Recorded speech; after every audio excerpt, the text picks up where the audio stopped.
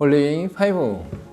날마다 말씀 안에서 거룩함으로 승리하시길 바라며 은혜와 소망의 말씀을 함께 나눕니다.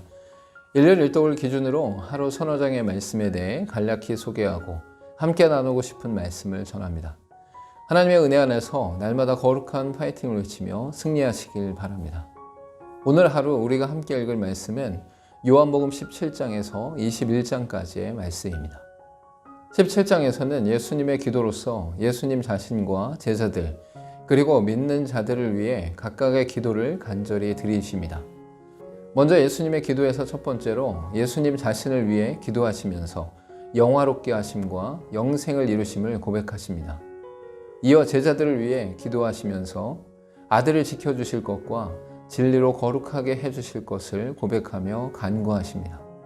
끝으로 믿게 될 사람들을 위한 기도로 진리 안에서 하나 되어 세상에서 예수님을 보게 해달라고 구하고 계십니다. 18장에서는 예수님이 붙잡히셨고 대제사장들에게 이끌렸으며 베드로는 제자가 아니라고 했고 빌라도 앞에 서게 됩니다. 먼저 유다에 의해 예수님께서 잡히시고 대제사장인 안나스에게 끌려가셨으며 베드로는 제자가 아니라고 말합니다. 이어 대제사장이 예수의 교훈을 물었고 대제사장 가야바에게 보내졌으며 베드로는 다시 제자가 아니라고 말합니다. 끝으로 빌라도 앞에 서게 되었으며 예수님은 하나님 나라의 왕임을 드러내셨고 사람들은 바라바를 풀어주라고 말합니다. 19장에서는 예수님을 죽이라는 소동에 결국 십자가에 못 박히셨고 다 이루었다고 외치시고 죽으셨으며 장사 지내게 됩니다. 먼저 예수님을 채찍질하고 가시관을 씌워 사람들에게로 내려갔고 사람들은 소리 지르며 예수님을 못 박으라고 외치게 됩니다. 이어 십자가를 지고 골고다를 걸으셨으며 십자가에 못 박히셨으며 다 이루었다와 말씀하시고 죽으심으로 영원히 떠나가게 됩니다. 끝으로 죽으신 예수님의 옆구리를 창으로 찔렀고 아리마대 요셉이 예수님의 시체를 가져다가 무덤에 장사하게 됩니다. 20장에서는 안식 후 첫날 부활하심으로 빈 무덤을 보았고 마리아와 제자들, 도마순으로 예수님을 만나게 됩니다.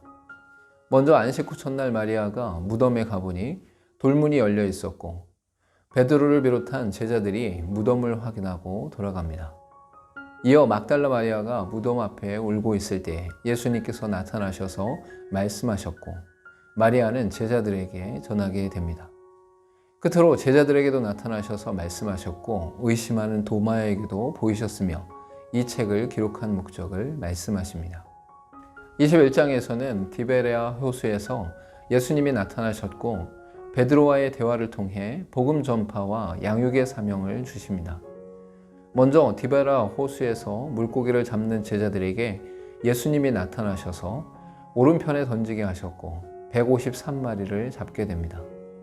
또한 사도 베드로에게 나를 사랑하느냐라고 3번 물으시고 내 양을 먹이라는 말씀으로 사명을 감당케 하십니다.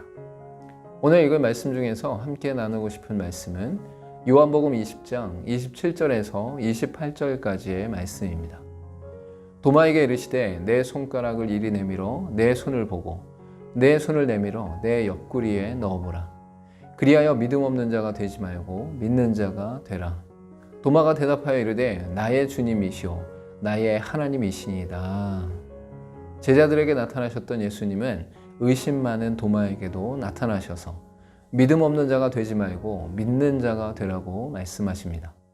믿음은 예수 그리스도를 주로 고백하며 하나님께서 이루신 구원의 완성을 온전히 기뻐하며 바라보는 것입니다. 함께 기도하겠습니다.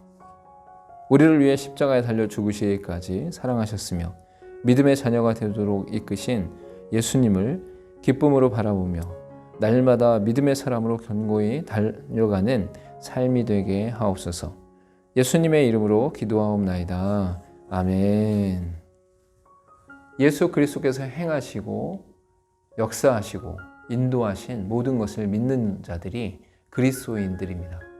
그리스도인들은 예수 그리스도 통해서 이루신 하나님의 놀라운 역사를 온전히 고백하는 자들입니다.